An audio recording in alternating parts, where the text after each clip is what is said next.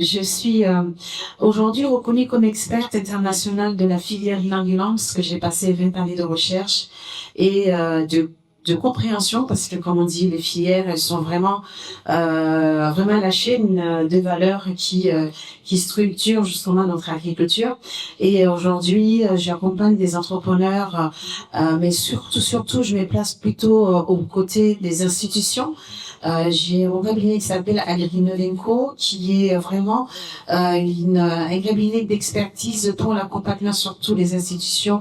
Comme je le disais, les institutions, c'est vraiment les garantes du changement. Moi, je viens des Comores, et les Comores, nous avons 3 filières de rente.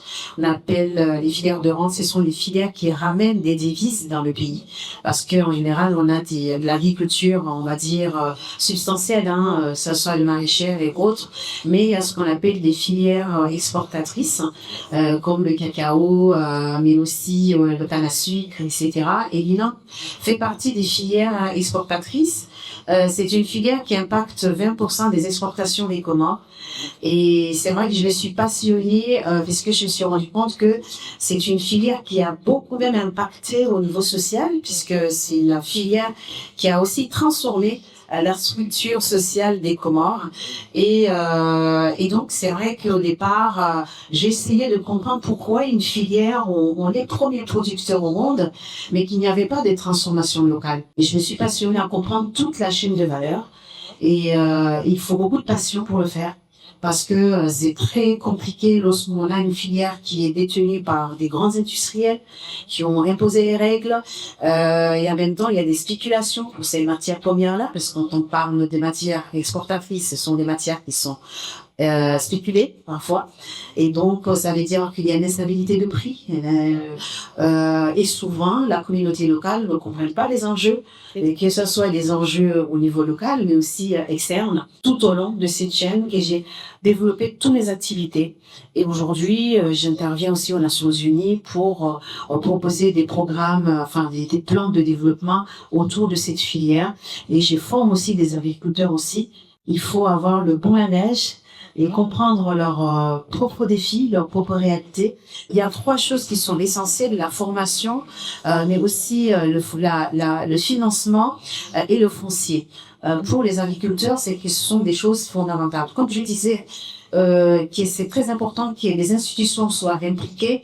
Il faut faire un travail de fond, parce que ces 3 choses, ça soit la formation, c'est vraiment l'éducation qui est très important pour vraiment valoriser le secteur agricole en Afrique.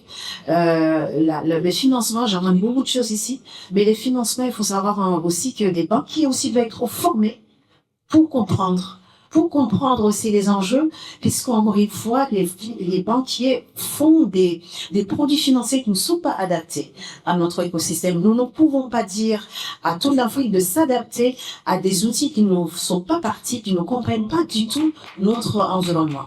Donc, c'est aux banquiers de se former. Il faut aller former les banquiers pour comprendre vraiment les enjeux du pays, du continent. Et 3e chose, par rapport au foncier. Le foncier, c'est très important aussi, dans la mesure où on sait que nous avons le roi coutumier qui est là, et qu'il faut aussi, est-ce qu'aujourd'hui on se pose la question, est-ce qu'on doit gérer le foncier comme on le gère en Occident?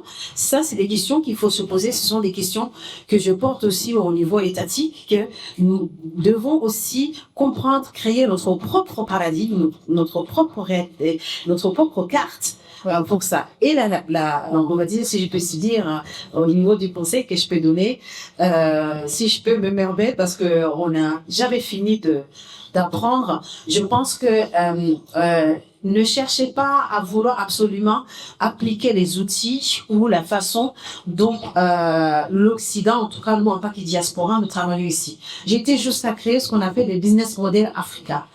Puisque, en tout cas, le business model qu'on nous impose aujourd'hui n'est pas du tout adapté à nos réalités, et nous ne pouvons pas demander sans cesse de faire adapter les Africains au modèle occidental. Ce n'est pas facile et ce n'est pas réalisable dans un pourtant alors qu'on est dans une démarche en tout cas dans une protection, une sécurité alimentaire, création d'emplois, etc. Regardons-nous comment notre société, notre continent est construit d'abord et créer nos propres outils pour pouvoir nous en sortir en tout cas. Voilà.